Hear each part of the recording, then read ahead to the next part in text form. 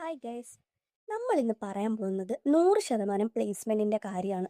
ഇപ്പൊ ഇവിടെ നോക്കിയാൽ നമുക്ക് കാണാം 100% പ്ലേസ്മെന്റ്, ഉറപ്പായിട്ടും ജോലി, പഠിത്തം കഴിഞ്ഞ് കഴിഞ്ഞാൽ ഇപ്പൊ ജോലിയിലോട്ട് കയറുക. ഇതൊക്കെ പറയുന്ന കുറേ ബോർഡുകൾ നമ്മൾ കണ്ടിട്ടുണ്ട്, അല്ലെങ്കിൽ ഒത്തിരി പേര് പറഞ്ഞിട്ട് ഒത്തിരി കോഴ്സുകളിൽ കുട്ടികൾ ജോയിൻ ചെയ്ത് കണ്ടിട്ടുണ്ട്. പക്ഷെ ഇതിനകത്ത് എന്തെങ്കിലും ട്രാപ്പ് ഉണ്ടെന്ന് നിങ്ങൾക്ക് തോന്നുന്നുണ്ടോ? കാരണം ഒരു 80,000 അല്ലെങ്കിൽ 1,00,000 രൂപയ്ക്ക് ഒരു കോഴ്സ് ഒരു കുട്ടി എടുക്കുന്നു. എന്നിട്ട് ആ കുട്ടിക്ക് ജോലി ഒരു 8 മാസത്തെ കോഴ്സ് അല്ലെങ്കിൽ 10 മാസത്തെ കോഴ്സ് ഇത് കഴിഞ്ഞ് ആ കുട്ടിക്ക് ജോലി കിട്ടുന്നുണ്ടോ? അതിനെപ്പറ്റി ആരെങ്കിലും തിരക്കുന്നുണ്ടോ?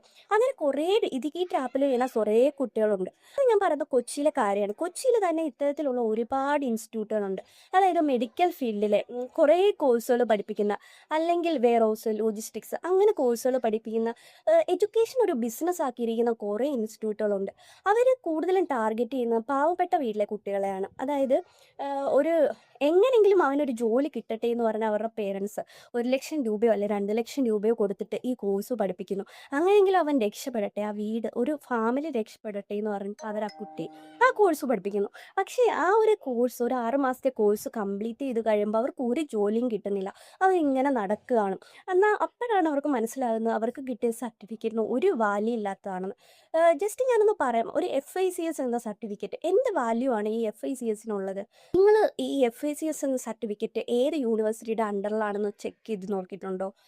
FACSന് എന്ത് വാല്യൂ ആണുള്ളത്?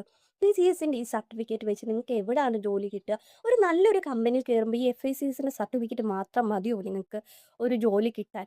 ഈ FACSൻ്റെ സർട്ടിഫിക്കറ്റ് ആ യൂണിവേഴ്സിറ്റി തന്നെ പ്രൊവൈഡ് ചെയ്യുന്നതാണോ? നിങ്ങൾ ഇതൊക്കെ ചെക്ക് ചെയ്ത് നോക്കിയിട്ടുണ്ടോ കുട്ടികളെ?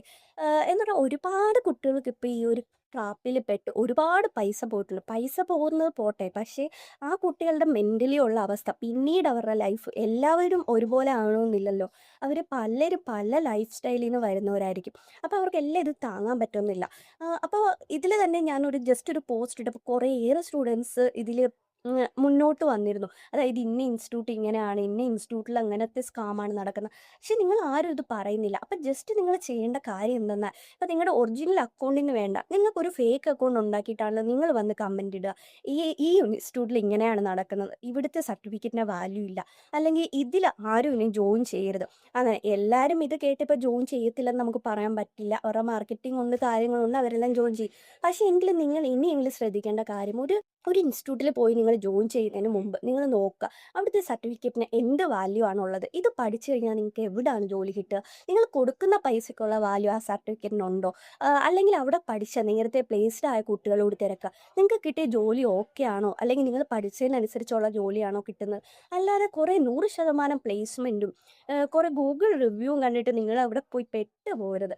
അതുകൊണ്ട് തന്നെ നിങ്ങൾക്കറിയാവുന്ന, അല്ലെങ്കിൽ നിങ്ങളുടെ സുഹൃത്തുക്കൾക്കോ അറിയാവുന്ന ഇങ്ങനത്തെ ഏതെങ്കിലും ഇൻസ്റ്റിറ്റ്യൂട്ട് ഉണ്ടെങ്കിൽ നിങ്ങൾ വന്ന് കമൻ്റ് ഇട്ടോ. എന്തായാലും ഇത് ഇവിടം കൊണ്ട് അവസാനിക്കുന്നില്ല, നമുക്ക് നോക്കാം. കുറേ ഓഡിയോസും ആ സ്റ്റുഡൻസിൻ്റെ തന്നെ എൻ്റെ കയ്യിലിരിപ്പുണ്ട്. അപ്പം നമ്മുടെ നെക്സ്റ്റ് വീഡിയോയിൽ നമ്മൾ ഇങ്ങനെയുള്ള ഏതെങ്കിലും ഇൻസ്റ്റിറ്റ്യൂട്ട് പ്രൂഫ് സഹിതം നമുക്ക് കിട്ടുകയാണെങ്കിൽ നെക്സ്റ്റ് വീഡിയോയിൽ എന്തായാലും നമ്മൾ ഇൻക്ലൂഡ് ചെയ്യും. എന്തായാലും നിങ്ങൾക്ക് അബദ്ധം പറ്റി, അതുപോലെ ഇനി വരുന്ന സ്റ്റുഡൻസിനോട് അബദ്ധം പറ്റാതിരിക്കട്ടെ. നമുക്ക് നോക്കാം. നിങ്ങൾ കമൻ്റ് ഇടുക. ബൈ.